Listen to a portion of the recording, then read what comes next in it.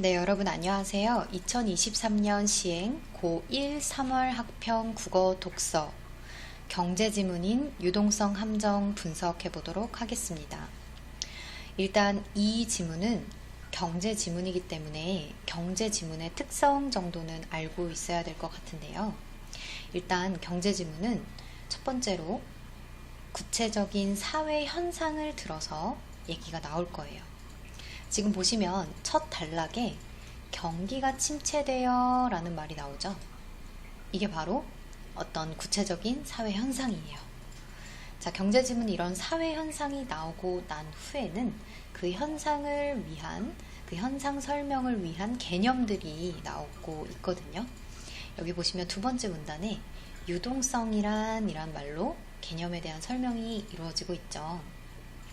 그래서 이 지문에서는 경기 침체라는 사회 현상을 이해하기 위해서 그리고 이 현상을 어떻게 해결을 하는지 함께 나오게 될 거예요. 그래서 이 현상에 따른 다양한 개념들, 경제학적 용어들, 이것을 이해를 하면서 하나하나 넘어가 주셔야 하고요. 그리고 이 개념들, 이론들에 대한 구체적인 사례가 나올 수도 있어요. 그래서 문제에서는 이 사례들의 의미를 정리하는 문제들이 나올 수 있고요. 다른 경제학적 개념이나 이론을 적용시키는 문제가 나올 수 있어요. 그렇다면 우리가 첫 문단부터 한번 시작해 보도록 할게요. 자, 여기 보면 역시나 경기가 침체되어 라는 말로 사회 현상을 하나 이야기해 주고 있죠. 자, 경기 침체가 되면 어떻게 되는지 잘 나오네요. 일단 가게의 소비가 줄고 시중에 제품이 팔리지 않고 기업은 생산 규모를 축소하게 된다. 자, 그 결과 실업률은 어떻게 되겠습니까? 증가하고 가계 수입은 감소하면서 소비는 더욱 위축될 수밖에 없겠죠. 괜찮습니까? 이와 같은 악순환으로 경기 침체가 심화되면 자, 주체가 나오죠. 자, 경기 침체가 됐을 때 누군가는 해결을 해야 합니다. 자, 이런 사회 현상이 나오면 이 사회 현상을 해결하는 과정, 그리고 해결하는 방법, 그런 것들이 2문단, 3문단, 4문단, 5문단에 거쳐서 이야기 될 거예요. 한번 볼게요. 국가는 이에서 벗어나기 위해서 유동성을 늘리는 통화정책을 시행한다고 했죠. 여기 보면 이 통화정책에 동그라미 쳐주셔야 합니다. 자, 여기에 핵심어, 첫 문단의 핵심어는 거의 다 나온 것 같아요. 경기 침체로 일어나는 현상에 따른 이 국가의 통화정책이다 라고 볼 수 있는데 사실 이 통화정책에 대한 건 자세하게 설명이 되지 않기 때문에 첫 문단의 요약은 이 정도로 그치는 게 맞을 것 같습니다. 경기 침체로 인해 나타나는 현상 정도로 생각하면 되겠습니다.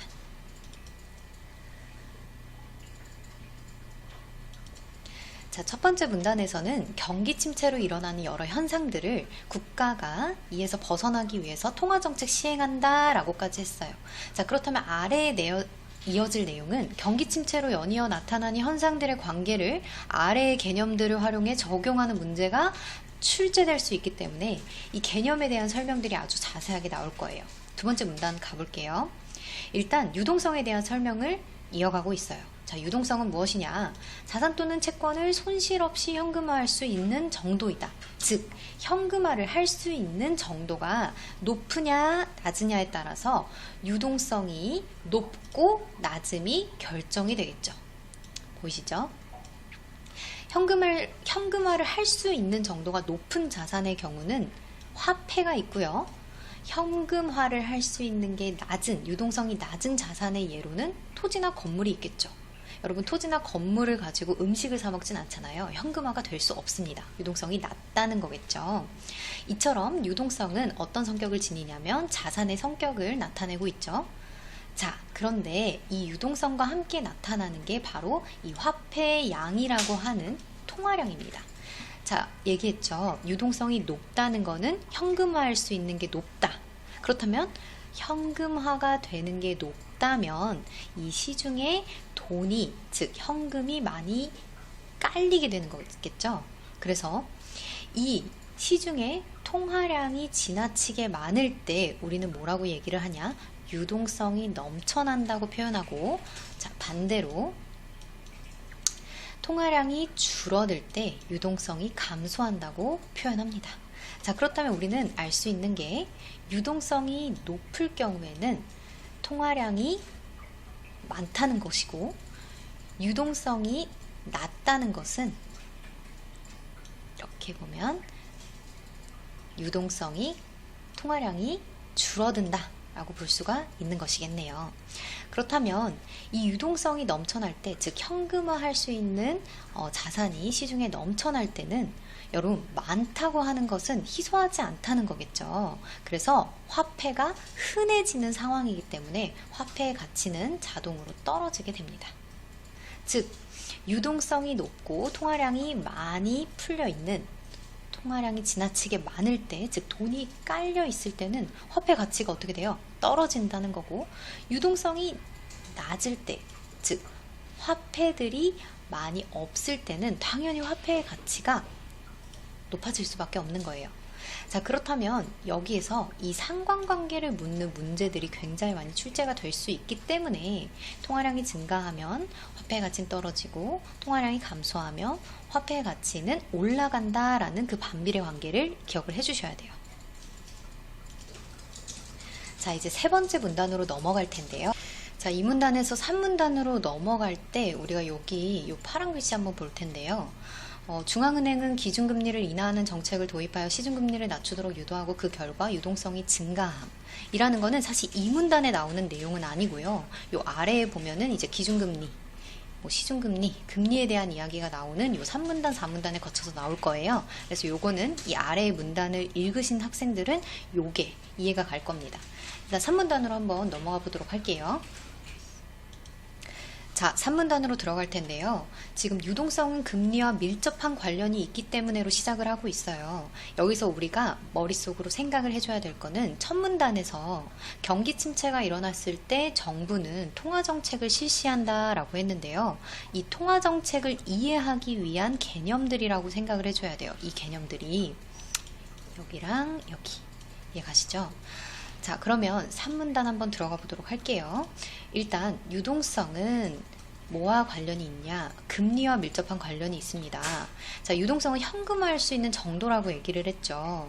그렇다면 금리가 무엇인지도 나와줘야 되는데요. 여기 보면 일단 국가는 정책적으로 무엇을 올리냐? 금리를 올리고, 그리고 금리를 내림으로써 이 유동성을 어떻게 합니까? 조절할 수 있습니다. 올리기도 하고 내리기도 한다는 거거든요. 사실 이게 바로 어떻게 보면 통화정책이구나 라는 것을 짐작을 해주셔야 돼요. 자, 이때 우리는 금리를 좀 알아야 되는데, 금리는 예금이나 빌려준 돈에 붙는 이자율입니다. 그렇다면 금리가 높을수록 우리는 빌린 돈에 대해서 이자를 많이 지불해야 되고, 금리가 낮다면 그 빌린 돈에 대해서 이자를 조금 지불해도 된다는 것이겠죠. 자, 그런데 이 금리에는 기준금리와 그리고 시중금리로 구분이 됩니다. 이 기준금리라고 하는 거 먼저 살펴볼게요. 이 기준금리는, 자, 주체가 있겠죠. 국가가 정책적인 차원에서 결정하는 금리입니다. 국가가 정책적인 차원에서 결정하는 금리. 자, 한 나라의 금융 및 통화정책의 주체인 누가? 중앙은행에 의해서 결정이 된다. 자, 그렇다면 이 정부라고 하는 이 국가는 만약에 지금 경기가 너무 침체가 되어 있다고 하면 금리를 올리든지 내리든지 정책을 수행해야 된단 말이죠. 근데 이것을 수행하는 바로 주체가 누구냐? 여기 나오는 중앙은행입니다. 이해가시죠? 그렇다면 반면에 자, 시중금리는, 여기 시중금리가 나옵니다. 시중금리는 기준금리의 영향을 받아 중앙은행 이외의 시중은행이 세우는 표준적인 금리입니다. 자, 근데 이 시중은행은 누구한테 영향을 미치는지 뒤에 나옵니다. 가게나 기업의 금융거래에 영향을 미친다는 거죠. 자, 그렇다면 이 국가가 정책적인 차원에서 기준금리를 설정해 줬을 때 시중은행은 바로 이 중앙은행이 결정한 기준금리에 영향을 받아서 시중금리라고 하는 표준적인 금리가 세워지는데, 결국 가계, 우리 가정이나 어떤 기업에 영향을 바로 끼치는 금리는 시중금리라고 할 수 있는 거겠죠. 한번 살펴보도록 할게요. 일단 시중금리라고 하는 게 내려가면 예금을 통한 이자 수익과 대출에 따른 이자 부담이 줄게 되겠죠. 자, 금리가 준다는 건 이자가 주는 거니까 대출을 하는 사람들이 훨씬 늘어날 수밖에 없겠죠.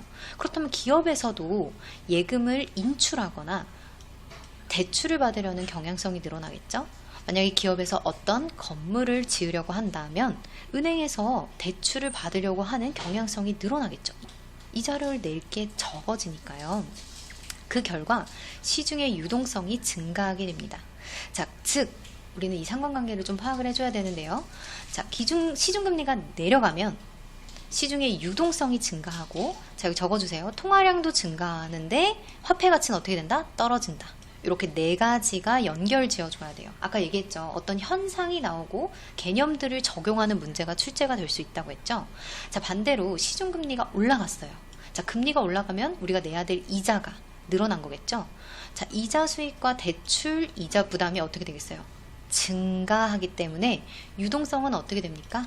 그렇죠. 감소하게 됩니다. 자, 유동성 감소하면 통화량 감소, 화폐 가치는 올라간다 라고 할 수 있겠네요. 아까 얘기했죠. 유동성과 화폐 가치는 무슨 관계다? 반비례 관계다. 괜찮죠? 자, 여기서 우리가 파악해야 될 건 시중금리와 유동성의 상관관계에 대해 묻는 문제가 출제가 될 수 있으니까 비례관계인지 반비례관계인지 파악을 해두셔야 돼요. 괜찮죠? 자, 이와 같은 금리와 유동성의 관계를 고려하여서 이 중앙은행은 기준금리를 조정하는 통화정책을 통해 경기를 안정시키려고 합니다. 즉, 이 국가의 어떤 부름을 받는 중앙은행 쪽은 기준금리를 어떻게 합니까? 조절을 하죠. 자, 결국 기준금리를 조정하는 이 정책이 바로 뭐다? 통화정책이다. 이건 아까도 나왔기 때문에 3문단에 이은 4문단까지 나오는 거예요. 이 4문단에서 나오는 내용이 바로 굉장히 중요한 이 중앙은행의 통화정책이라는 겁니다. 괜찮겠죠? 이와 같은 금리와 유동성의 관계를 고려하여서 이제는 중앙은행이 어떻게 통화정책을 실시하는지를 좀 봐야 될 텐데요. 중앙은행은 일단 기준금리를 인하하는 정책을 도입해서요. 시중금리를 낮추도록 먼저 유도를 합니다. 그러니까 기준금리가 내려가는 순간 시중금리도 같이 내려간다고 생각을 해주시면 돼요. 그러니까 결국 비례관계라는 건데요. 그 결과 유동성은 어떻게 된다? 증가를 한다. 이건 반비례 관계겠네요. 자, 그러면 기준금리가 낮아지면 그리고 시중금리가 낮아지는 순간 유동성은 증가하면서 화폐가 많이 풀리게 되는 거예요. 통화량이 증가가 되겠죠. 그래서 가계의 소비가 늘고 주식이나 부동산에 대한 투자는 확대가 됩니다. 이때 아까 말씀드렸다시피 생산 고용이 늘기 때문에 다양한 분야의 투자가 확대가 되고 물가는 상승하면서 경기 침체가 되었던 이 경기가 전반적으로 어떻게 될까요? 활성화가 되겠죠. 자, 경기 침체가 됐을 때 경기 활성화하는 방법이 이렇게 나와준 거예요. 자, 반대로 경기가 침체된 게 아니라 이렇게 과열이 됐을 경우는 어떻게 해야 될까요? 아까 침체가 됐을 때는 금리를 인하한다고 했죠. 그럼 과열이 됐으면 금리를 인상하겠죠. 금리를 인상해서 이 유동성이라는 것을 감소시킵니다. 금리를 인상하는 순간 이자율이 높아졌기 때문에 사람들이 대출도 안 받으려고 하고 아니면은 그 돈을 은행에 묵혀두려고 하고, 그러니까 화폐가 통하는 이 화폐의 어떤 정도들이 굉장히 감소할 수밖에 없었어요. 유동성이 감소가 된다는 거겠죠. 그 결과 기준금리를 인하할 때와는 굉장히 반대되는 현상이 나타나는 거죠. 자산 가격은 하락하고 물가가 안정되어서 과열된 경기가 이제 진정이 되는 거죠. 이 대조적인 두 상황이 나오기 때문에 두 상황에서 중앙은행이 실시하는 이 통화정책을 묻는 문제가 출제가 될 수가 있어요. 그러니까 즉 이렇게 출제가 되겠죠. 금리를 인하했을 때 그리고 시중금리가 인하가 되면 유동성은 어떻게 되고 통화량은 어떻게 되고 화폐 가치는 어떻게 될까요? 라는 질문 그리고 문제들이 출제가 될 수 있습니다. 자, 그런데 이 중앙은행의 통화정책이라는 게 4문단에 등장을 했는데 5문단에서는 이에 대한 뭐 한계라든지 의의라든지 평가 같은 것들이 나올 수가 있어요. 이 중앙은행이 경기 활성화를 통해서 통화정책을 실행했음에도 불구하고 의도한 결과만큼 나타나지 않기도 하거든요. 예를 들면 기준금리를 인하해서 이제 시중금리가 낮춰지고 유동성이 충분히 공급이 됐는데도 불구하고 이 화폐가 굉장히 많이 풀렸음에도 불구하고 기업이나 혹은 가게에서 뭐 소비를 한다든지 투자를 한다든지, 기업부터 얘기했으니까 투자를 한다든지 혹은 가게에서 소비를 하지 않는다면 그럼 경기가 어떻게 되겠어요? 활성화되지는 않겠죠. 자, 이러한 불투명한 미래 전망 때문에 경제 주체들, 그러니까 투자자들은 쉽게 소비를 늘리지를 못하고 그리고 투자를 결정하지 못하니까 돈을 어떻게 돼요? 통화량이 풀리지 않아요. 유동성이 증가하지 않아서 오히려 유동성이 감소하는 거예요. 이해가 안 가죠? 돈을 손에 쥐고만 있게 되는 거죠. 자, 이거를 케인스는 유동성 함정이라고 불렀어요. 이 유동성 함정에 대해서 묻는 문제가 출제가 될 수가 있고요.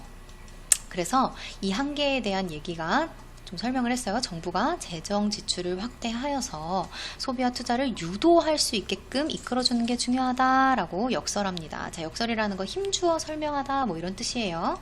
이거를 막 파라독스처럼 이거 역설로 생각하면 안 됩니다. 자, 여기까지 한번 보고 저희 문제 하나 풀어보도록 할 텐데요. 자, 일단 저희 문제 하나 풀어보도록 할게요. 여기 보시면 윗글을 통해 알 수 있는 내용으로 적절한 것은 이라고 나왔어요. 이렇게 1번부터 5번 선지까지 차분히 한번 설명을 해보도록 하겠습니다. 자, 1번 선지 먼저 볼 텐데요. 1번 경기 침체 시 기업의 역할. 우리가 이것을 알 수 있나요? 일단 제가 질문을 좀 던져볼 텐데, 자, 경기가 침체가 되었을 때 기업의 역할이라기보다는 어떤 국가 그리고 정부의 역할이라고 하는 것이 조금 더 타당할 것 같습니다. 마우스로 쓰니까 글씨가 잘 안 적혀 있긴 하는데, 자, 이거 일단 지우고요. 자, 두 번째로 넘어가서 일단 유동성이 낮은 자산의 특징이라고 나왔는데요. 저희가 정말 지문을 꼼꼼하게 분석을 했죠. 일단 유동성이 낮은 자산이 어디 나오는지 한번 볼게요. 자, 여기 보면은 여기 유동성에 대해서 나오고 현금과 같은 화폐는 유동성이 높은 자산인 반면에 토지나 건물 같은 부동산은 유동성이 낮은 자산이다. 이 정도로 나왔네요. 그렇다면 유동성이 낮은 자산의 어떤 특징이 나온 게 아니라 유동성이 낮은 자산이 무엇인지를 얘기하고 있기 때문에 이것도 적절하진 않네요. 세 번째, 시중은행의 기준금리 정책. 자, 시중은행은 기준금리가 아니라 뭐였습니까? 여기 나오죠? 시중금리라고 나와 있죠. 시중금리. 시중은행이 세우는 표준적인 금리는 시중금리다 라고 했기 때문에 이 3번도 적절하지 않습니다. 자, 적절한 거 고르는 문제이기 때문에 더 살펴볼게요. 주식과 부동산 투자의 확대 시기라고 나와 있는데, 자, 이 주식과 부동산 투자의 확대 시기는 여기에 나옵니다. 자, 여기 보면은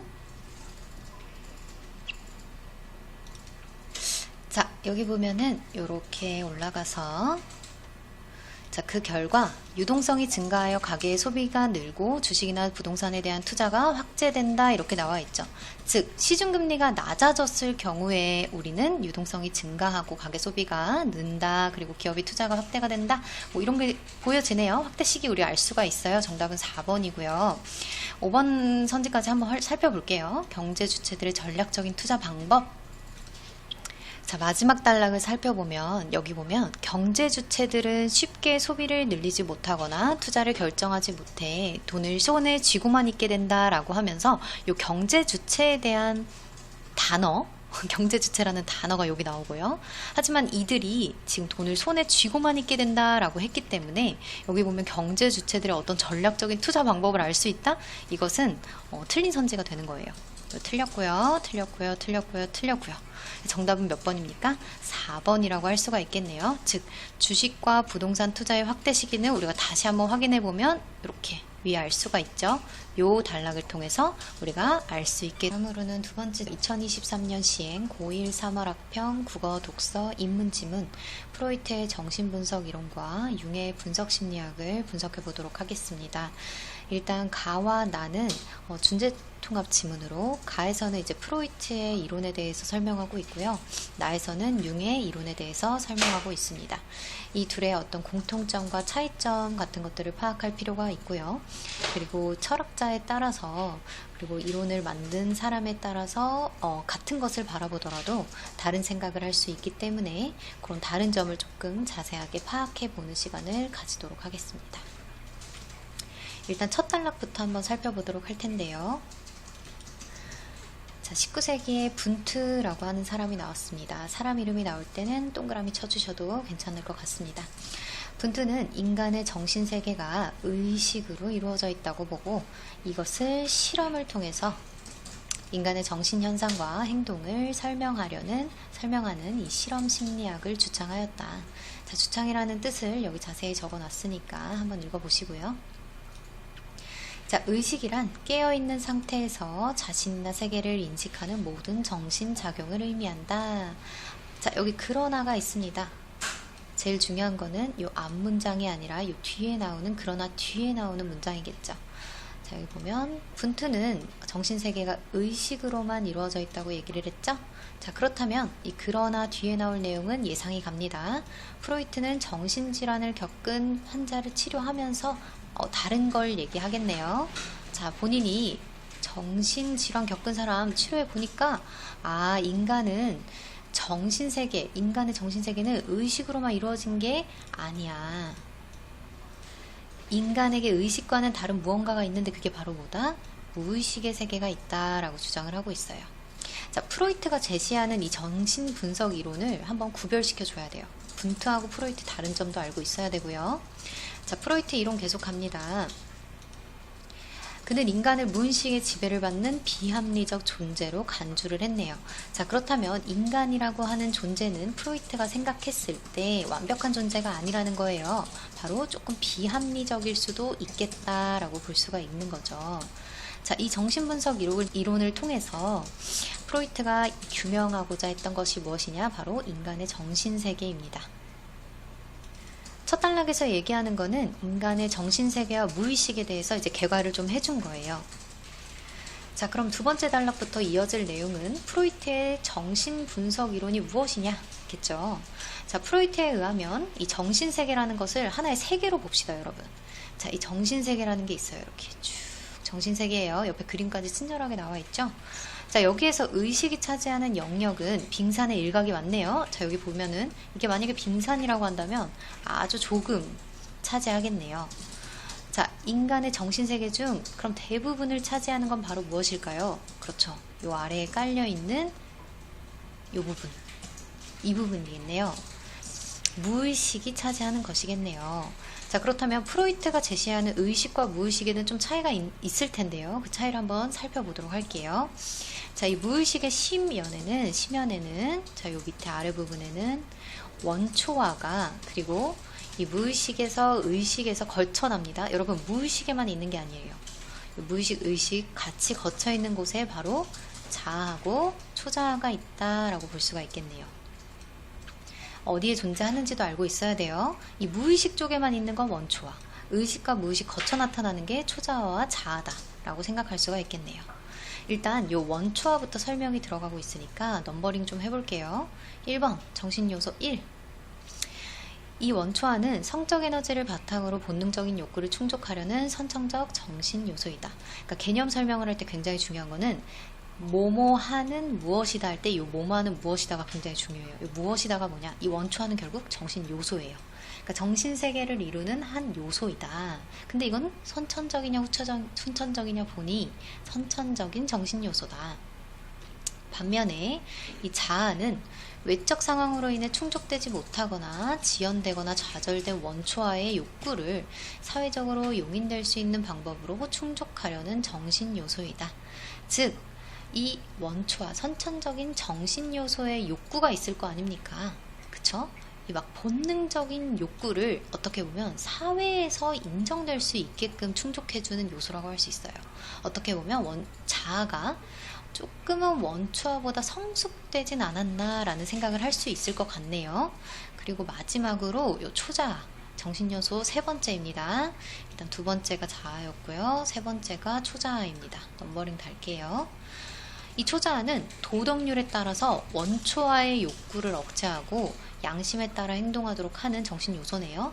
자, 그렇다면 자아도 그렇고 초자아도 그렇고 원초아의 욕구를 다스려주네요.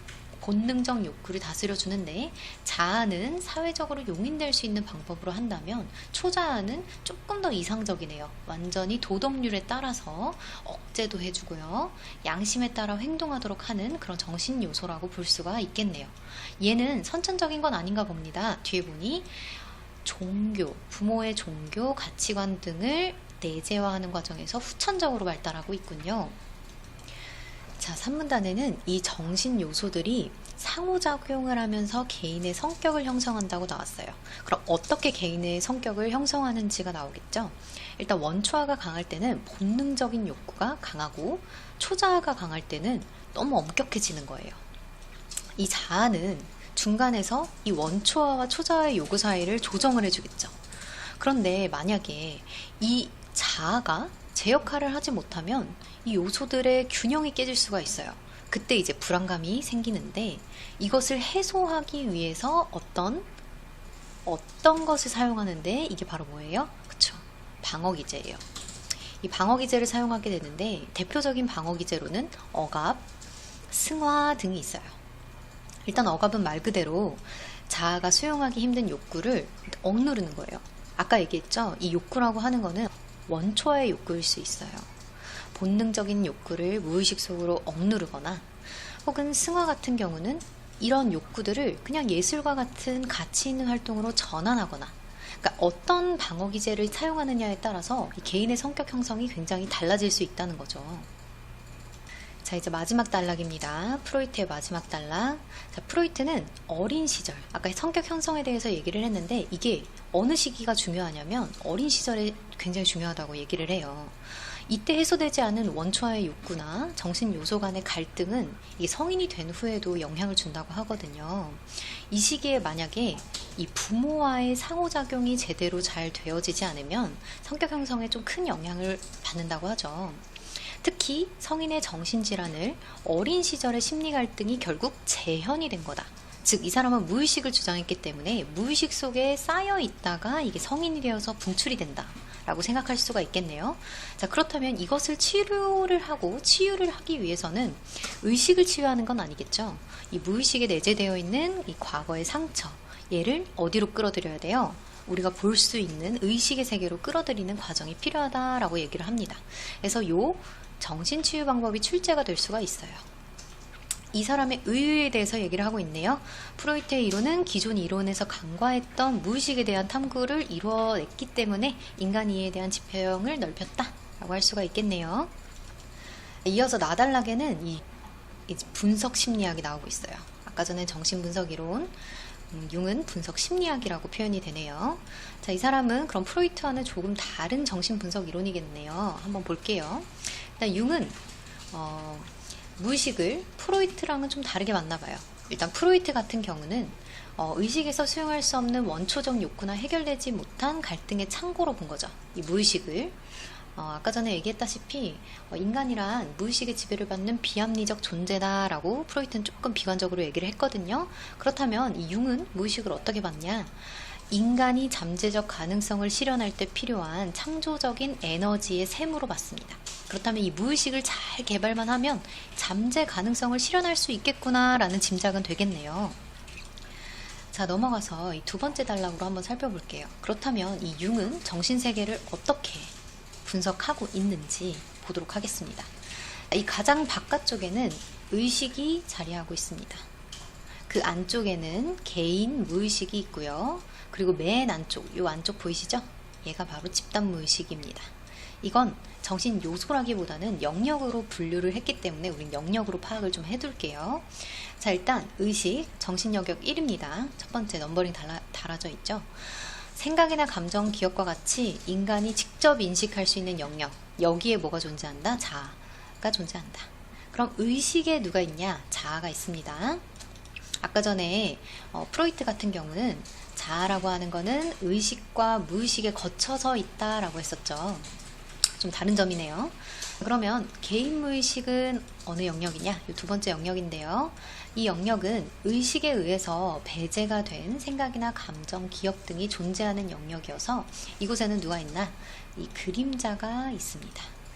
이 그림자, 억압된 또 하나의 나라고 불릴 수가 있어요.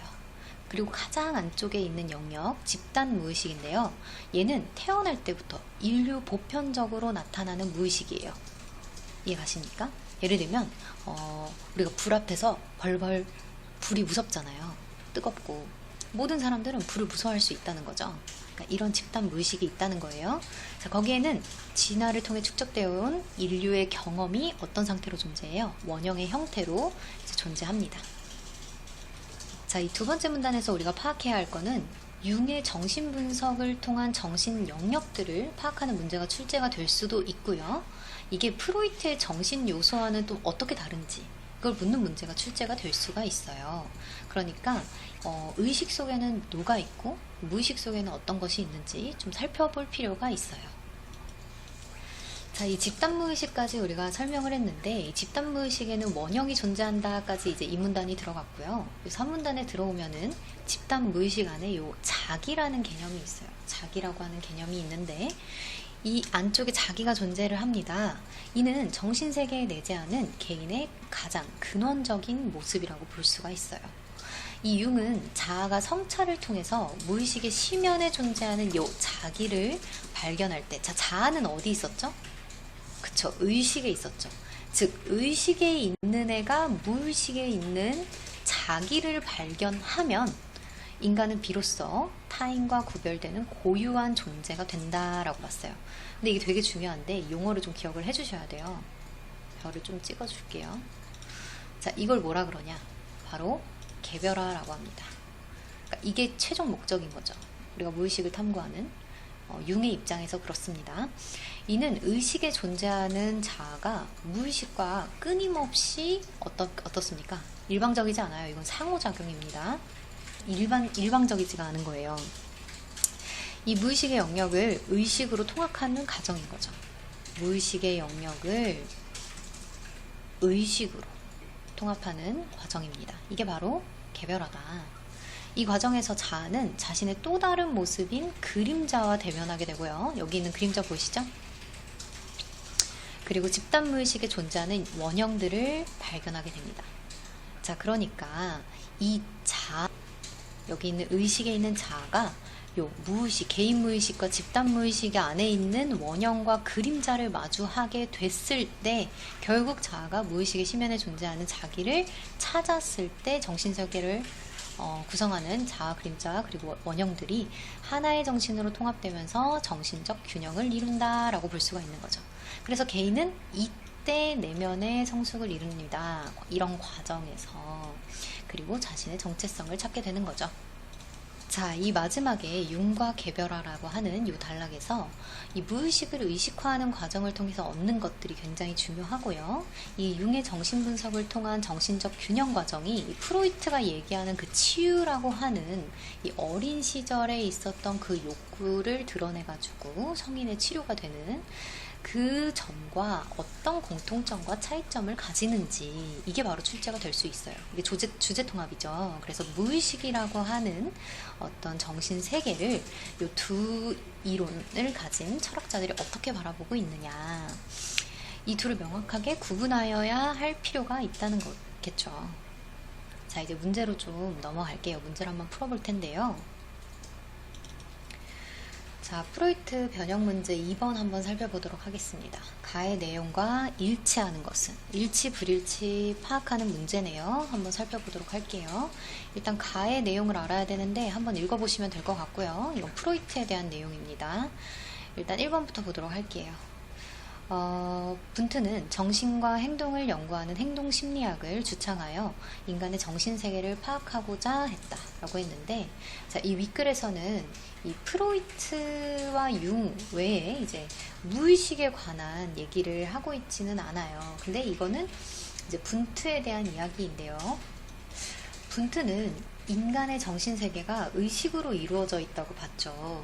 그리고 실험을 통해서 인간의 정신 현상과 행동을 설명하는 실험 심리학을 주창을 한 것이기 때문에 행동 심리학을 주창했다라고 하는 부분은 이제 틀린 선지가 되겠네요. 지우고요. 두 번째 선지로 가보도록 할게요. 프로이트는 인간을 의식의 지배를 받는 비합리적 존재로 여겼다. 여러분, 프로이트는 이 의식에 대한 이론을 펼친 분트에 대해서 그러나 라는 표현 안에서 무의식을 생각했던 인물이기 때문에 의식의 지배를 받는 비합리적 존재로 여긴 게 아니라 무의식의 지배를 받는 비합리적 존재로 인간을 여겼어요.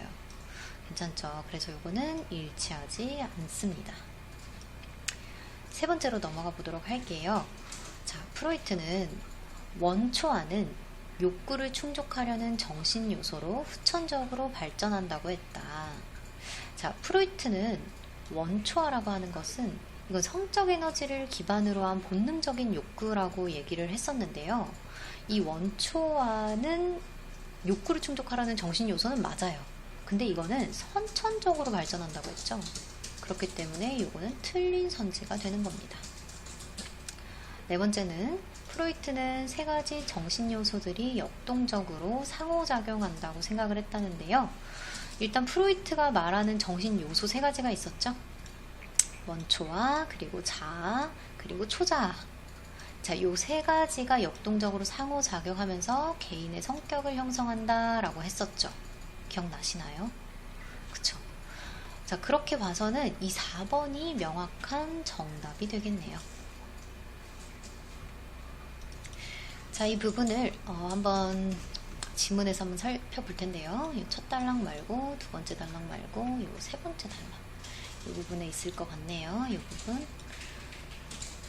자, 보면 이러한 원초와 자아, 초자아는 역동적으로 상호작용하면서 개인의 성격을 형성한다 하면서 뒤에 예시까지 나오고 있네요. 친절하게 세 번째 문단에서 우리가 정답을 찾을 수가 있고요. 자, 넘어가서 우리 다섯 번째 선지를 한번 볼게요. 프로이트는 초자아를 원초아와 자아 사이에서 조정하는 정신요소로 보았다. 그쵸. 이 프로이트는 이 개인의 성격을 형성하는 원리, 그 어떻게 이 형성이 되는지에 대해서 좀 설명을 하고 있는데요. 한번 우리가 살펴볼게요. 이것도 역시나 세 번째 문단에서 잘 나와주고 있어요. 여기 보시면 개인의 성격을 형성한다까지 했는데요. 이 원초아는 본능적 욕구를 가진 애였죠. 그리고 초자아는 또 너무 도덕적인 아이였어요. 아이라고 하면 좀 그렇지만 제가 좀 객체로 한번 볼게요. 그래서 이 자아는 원초아와 초자아의 욕구 사이, 그 요구 사이에서 이를 조정하는 역할을 하기 때문에 정신적 균형을 이루기 위해서는 뭐가 발달을 해야 된다? 요 자아라고 하는 애가 발달을 해야 한다라고 했어요. 자, 그렇다면 이 아래에 내려와서요. 프로이트는 초자아를 조정하는 정신요소로 봤을까요? 그건 아니겠죠. 초자아를 지우고 우리가 붙여주자면 자아라고 해야 되겠죠? 이 자아라고 하는 애는 기억하시죠? 그러니까 원초아가 가지고 있는 그 욕구를, 그게 억눌리고 지연되고 했던 그런 욕구 있죠? 그런 것들을 조정도 하고요. 그리고 사회적으로 어떻게 보면 용인될 수 있는 방향으로 끌어주는 역할을 하고 있었단 말이죠. 그렇기 때문에 이 자아는 원초아와 여기 초자아로 붙여줘야 되겠죠. 이 부분을 초자아. 그러니까 어떤 애는 너무 욕구가 강해, 본능적인 욕구대로 하려고 해. 또 어떤 애는 또 너무 엄격해. 그러니까 그 사이에서 어떻게 보면 좀 사회적으로 용인될 수 있는 방법으로 이끌어주는 역할을 하는 게 바로 자아라고 볼 수가 있었겠네요. 그래서 붙여준다면 프로이트는 자아를 원초아와 초자 사이에서 조정하는 정신 요소로 보았다 라고 하는 게 맞겠네요. 그렇다면 여기도 틀렸고, 자, 분투는 여기 행동심리학 아니었죠? 이거 지우고, 여기도 지우고, 여기 무의식이었죠? 지우고, 세 번째는 여기가 선천적으로 발전한다고 했고, 그래서 정답은 4번이라고 볼 수가 있겠네요. 괜찮으시죠? 네, 여기까지 마무리하도록 하겠습니다. 네, 다음으로는 세 번째 지문인 2023년 시행 고1 3월 학평 국어 독서 기술 지문인 OLED 스마트폰의 야외 시인성을 높이는 기술을 분석해 보도록 하겠습니다. 일단 첫 단락부터 한번 살펴볼 텐데요. 기술 지문 같은 경우에는 일단 불편함 같은 것들이 소개가 되고, 이를 해결하거나 어떤 기술이 있어서 이것들이 어떤 과정을 통해서 잘 해결이 되는지, 그리고 마지막 단락에는 뭐 한계가 있다면 어떤 한계가 있는지, 그래서 앞으로의 전망은 무엇인지, 뭐 이런 식으로 좀 지문이 전개가 될 확률이 좀 높아요. 그렇다면 지문 분석 첫 단락부터 한번 살펴보도록 할게요. 일단 역시나 이렇게 맑고 화창한 날에 어떻다라고 하는 얘기를 하면서 어떤 현상을 좀 들어서 설명하고 있는데요. 뭐 이럴 때 뭐 불편함이 하나 있겠죠. 아니나 다를까 맑고 화창한 날에 스마트폰 화면이 잘 보이지 않았던 경험, 이런 불편함이 있네요. 자, 이렇다면 이걸 어떻게 해결할 수 있는 기술이 있는지 이게 전개가 될 겁니다. 예상하면서 들어갔으면 좋겠고요. 한번 들어가 볼게요. 일단 이는 화면에 반사된 햇빛이 화면에서 나오는 빛과 혼재가 될수록 야외 시인성이라고 하는 것이 바로 저하가 되기 때문이다 라고 했는데요. 그렇다면 우리가 알아야 될 거는 이 야외 시인성의 개념에 대해서 좀 알아봐야 되겠네요. 아래에 나와 있네요. 아주 친절하게. 야외의 시인성은 빛이 밝은 야외에서 대상을 명확하게 인식할 수 있는 성질이네요. 빛이 밝은 야외에서 이 대상을 명확하게 인식할 수 있는 성질. 그렇다면 밝은 야외에서 스마트폰이라고 하는 대상을 명확하게 인식을 해야 되는데, 이 스마트폰도 역시 빛을 내고 있고 햇빛도 있고, 그러니까 이게 혼재가 되니까 당연히 야외 시인성이 떨어지겠죠. 자, 그렇다면 이 스마트폰에는 야외 시인성 개선을 위해서 또 어떠한 기술이 적용이 되었을까라는 질문의 형식을 통해서 이제 답을 해줄 겁니다. 그리고 내용 전개 방식이 출제가 된다면 이 부분이 출제가 될 수도 있겠죠. 질문의 형식을 주어서 뭐 답변하는 식의 글의 전개가 이어졌다, 뭐 이런 식으로 나올 수 있겠죠. 자, 두 번째 문단으로 한번 넘어가 보도록 할게요. 자, 우리는 스마트폰 화면의 명암비가 높으면 화면에 표현된 이미지가 선명하다고 인식하겠죠. 아, 명암비가 높을 때 우린 선명하다고 인식을 하는구나. 그렇다면 명암비는 무엇일까? 자, 명암비 나오죠? 가장 밝은 색과 가장 어두운 색을 화면이 얼마나 잘 표현하는지. 그러니까 밝은 것을 잘 표현해도 명암비가 높다 할 수 있고, 어두운 색을 잘 표현해도 명암비 높다고 우린 얘기할 수 있겠죠. 이건 수치입니다. 흰색을 표현할 때 휘도를, 검은색을 표현할 때의 휘도로 나눈 값이다. 아, 여기 보면 명암비를 계산하는 방법이 나와 있어요. 자, 여러분 이런 계산 방법은 되게 쉽게 할 수 있어요. 어떻게 하냐면은 그냥 이렇게 하면 돼요. 자, 검 줬고요. 얘를 분모로 넣어버려요. 그리고 위에다가 흰. 요것만 딱 적어 놓으세요.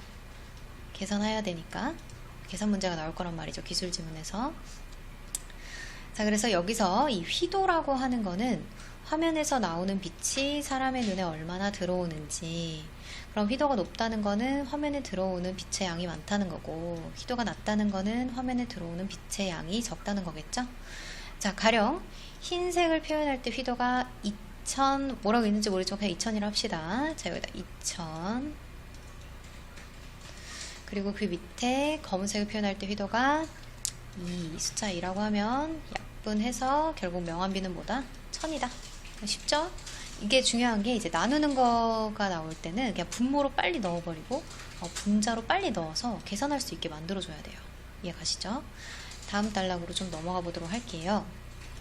자, 우리는 명암비라고 하는 것을 계산하는 방법을 알았어요. 일단 명암비는 가장 밝은 색과 가장 어두운 색을 얼마나 표현하는지였고, 이 흰색 표현할 때의 휘도, 그리고 검은색 표현할 때 휘도가 있다.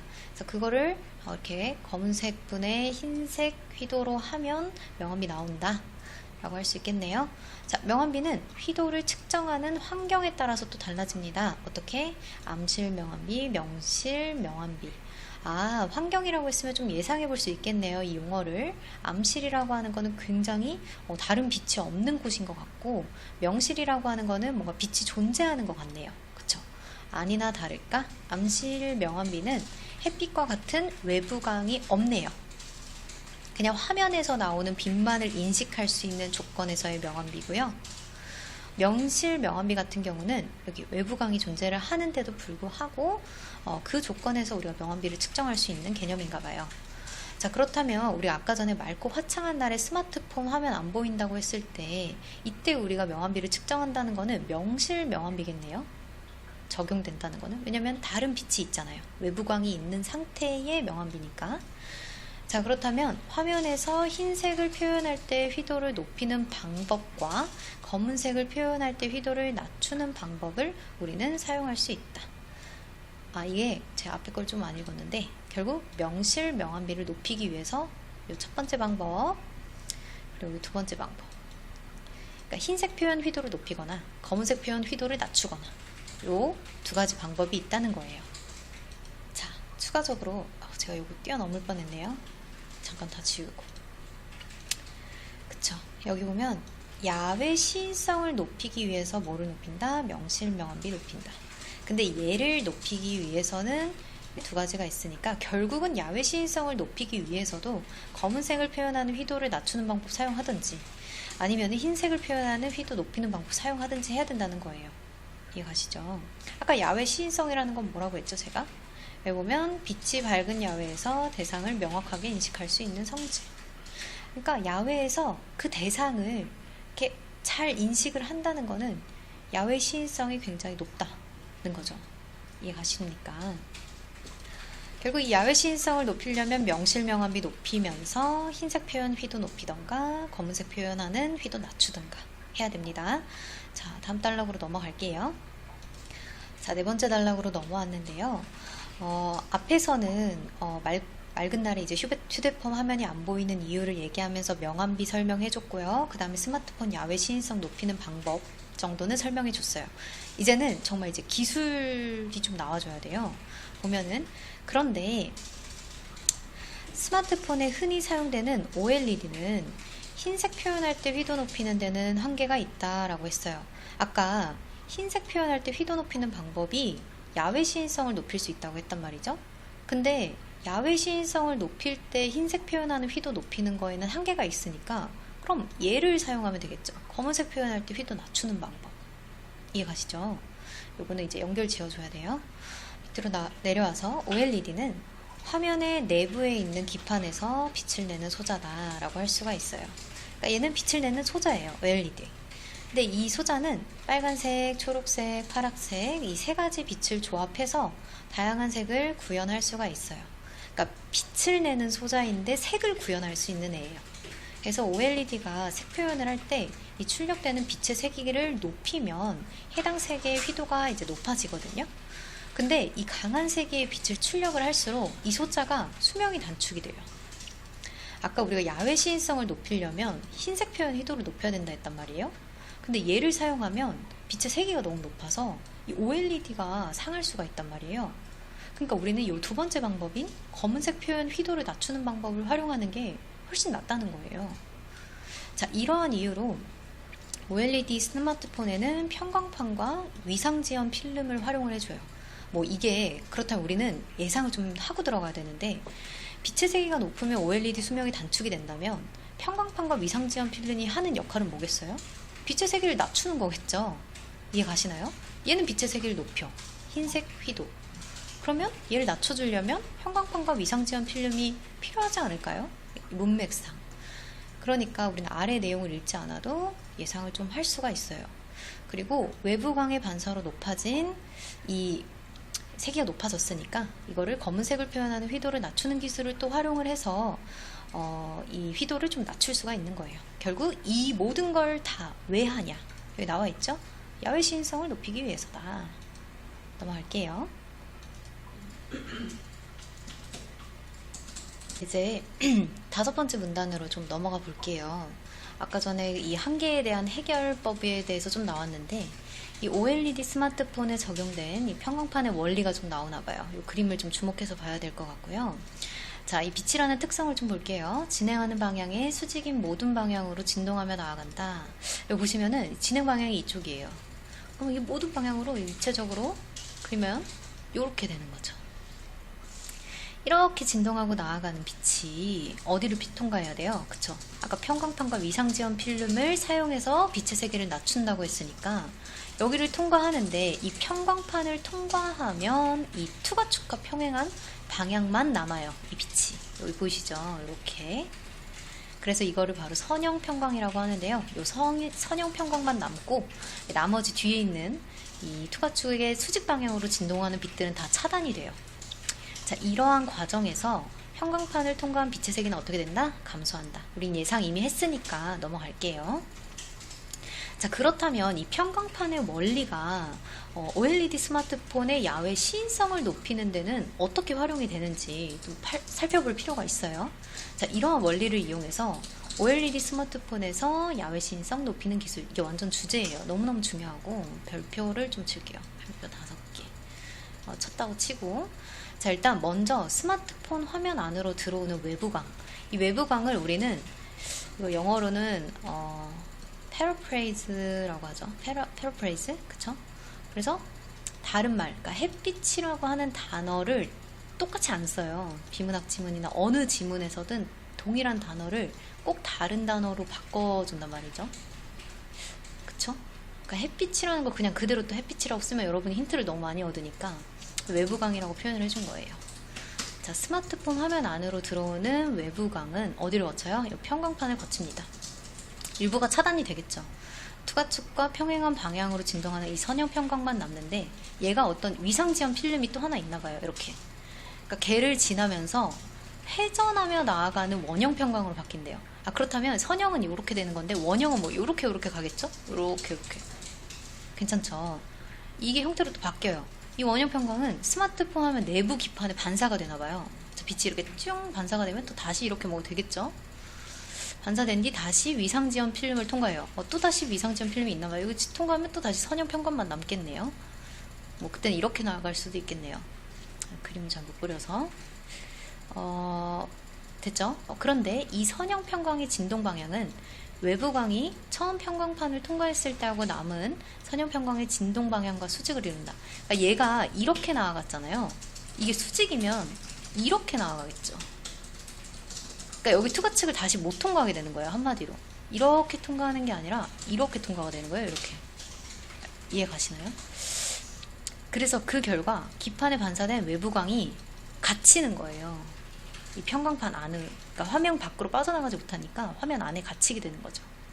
넘어가서 다 지우고, 이와 같은 OLED 스마트폰 야외 시인성을 높이는 이 기술이 굉장히 효과적인데 평광판을 사용할 수밖에 없기 때문에 이게 안 좋은 거예요. 왜 그러냐? 이 평광판의 역할을 뭐였어요? 빛의 세기를 낮추는 거.